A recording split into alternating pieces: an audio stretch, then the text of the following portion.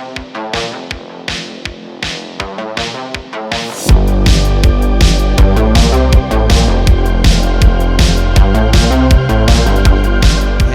and welcome to Diecast Restos.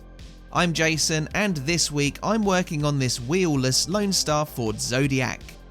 It is a modified version of Lone Star's civilian Zodiac estate, similar to the Chrysler Imperial which shared the number 16 with the Zodiac in police form. Both formed part of the Lone Star Impy lineup from 1966 and then for 1969 saw some changes that made it a better low friction mover to combat Hot Wheels. Bottom of my pile here is a Flyers version, which may come in handy for spares, but I'll be focusing my attention on the Impy for good reason. While the Flyers could whiz along more freely, they lost some of the nice touches of the old Impy line, namely the dual headlights and what I think are generally nicer wheels with a degree of steering. I've borrowed a set from a donor in order to complete this build. Some Impy conversions had their previously opening parts cast shut, but that wouldn't be the case on the Zodiac. It would be the first and only estate car in the Impy or Flyers range, and prior to receiving its Flyers modifications, it had one notable production amendment. This saw the 4 individual dual headlight slots altered so that twin headlamp clusters could be fitted instead, presumably to speed up production time and reduce costs. During the early phases of production, the number 16 Motorway Police Patrol Car version was added to increase the range's appeal. The model had a hole cut out of the roof for a blue beacon to poke out through, and a decal with the word police was added to the bonnet. A short while later, the Imperial police car joined the Zodiac as an American alternative. Like the rest of the Impy line, it was upgraded in 1969 to have low friction wheels fitted. The base had its front rivet post attachment replaced by a flathead screw, and it was gifted softer suspension from the new wheel retainer. Gone were the dual headlights, replaced by 4 cast lumps where the round headlamps should appear. During the Zodiac police car's time in production, there were very few variations. Unlike its Imperial brother, it did not receive colour variations for other markets. All Zodiacs were painted white. It was here I realised I hadn't removed the dual headlights from the model before stripping the paint. Luckily, they remain intact, and I am thankful that I was waiting for a fresh batch of caustic soda to be delivered. If I'd used that instead of liquid paint stripper, I think I'd be scrambling around looking for some replacement jewels. I'll fish them out shortly ahead of painting. Due to the lack of colour variation, there were very few differences to look out for in police Zodiac models. The different dual headlight arrangement is one on the Impy models, and the police wording could be black or red, though I think this was limited to Flyers versions. Interior colours varied from off-white to blue to red and later green plastics. Latterly, Flyers could have the disc style or Ross style lookalike wheels fitted. The model would last until the demise of the series in 1976. So, the Zephyr and Zodiac were executive cars manufactured by Ford of Britain between 1950 and 1972.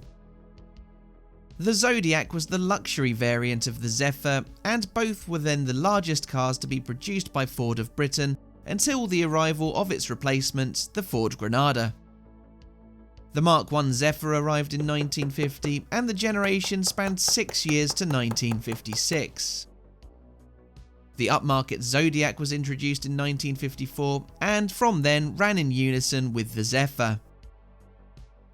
I've previously restored both of Lesney's Matchbox 33A Saloon Zodiac and the 39A convertible version back in 2021. Both of these were based on the Mark II, which spanned 1956 to 1962. Until now, Zephyrs and Zodiacs differed little in external features, but with the Mark III of 1962, they became easily distinguishable. Even the 4 and 6 cylinder Zephyrs could be told apart thanks to different grille designs. The 1.7 litre straight 4 cars had one large grille and single round headlamps, while the 2.6 litre Zephyr 6 had two separate grille pieces with single round lamps. You can see that on my 33B Matchbox makeover from way back in the early days of this channel. Then there was the Zodiac, which again had one solid chrome grille, but this was much larger, more prominent, and featured twin headlamp clusters. This Mark III Zodiac is what this model is based on, but like the Mark II convertible I briefly mentioned earlier, this was not a factory option. Estates and convertibles were at the time the work of coach builders, with few manufacturers taking it upon themselves to offer these body options in-house. Estate Zodiacs and Zephyrs were typically crafted and converted by Abbott of Farnham, taking a regular 4-door saloon model, the only type offered by Ford, and adding the extra roofline and opening rear hatch. The base Zodiac had an increased power output over the Zephyr 6, and it had a 4-speed synchromesh transmission. This made them useful police cars, and it was a standard issue vehicle for forces in Britain, including Lancashire. I mentioned this as between 1962 and 1978, some of you may recall the BBC television series Z-Cars, based in Kirkby in the historic county of Lancashire. Many would be led to believe that the series was so named due to the presence of Zephyrs and Zodiacs in the programme, but this is a falsehood. Apparently, it was due to Lancashire Constabulary using the letters A to Z for police divisions, from A in the north of the county to letters further down the alphabet the further south you went. Z Victor 1 and 2 were unassigned and thus picked up by the programme for fictional use. In 1966, the Mark IV Zephyr Zodiac arrived, which proved to be the final generation. The car was a complete redesign, and it wasn't as well received as its predecessors. It would make way for the new European Ford Granada in 1972. Again, I have previously restored a Matchbox Mark IV Zodiac back in 2021, so check that out here. For now though, I'm adding the finishing touches to this restoration by refitting each of those 4 dual headlights, before turning my attention to the rear and adding some colour for the tail lights.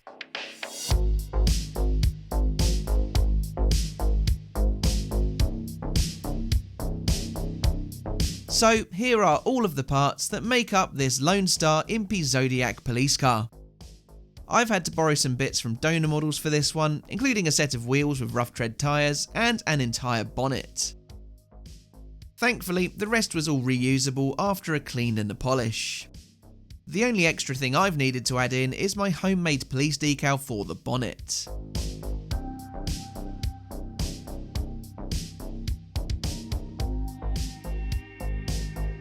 Here is how my Lone Star Impy Ford Zodiac Estate police car once looked.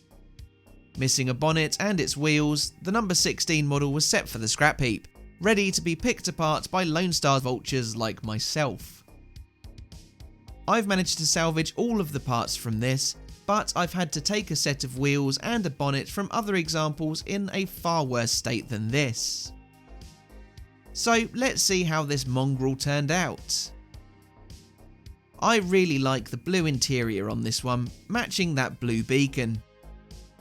While there were other colours available like the off-white, green or red, the blue just suits it for me. Which colour would you have chosen? Let me know down in the comments. Factory trim was very hit and miss by Lone Star, so I decided to give this one chrome bumpers, a chrome grille and red taillights. Also chromed up are these wheel hubs, which I really like the look of. The ink on the police decal ran a little bit, but this was a very happy accident. I like the authentic painted look it now gives off, almost perfectly matching the original design. Tell me which part of this build is your favourite by leaving a comment. If you enjoyed the video, leave it a thumbs up. Best of all, if you haven't yet, please subscribe and spread the love. But all that leaves me to say is thanks for watching, and I'll see you again for the next one. Bye for now.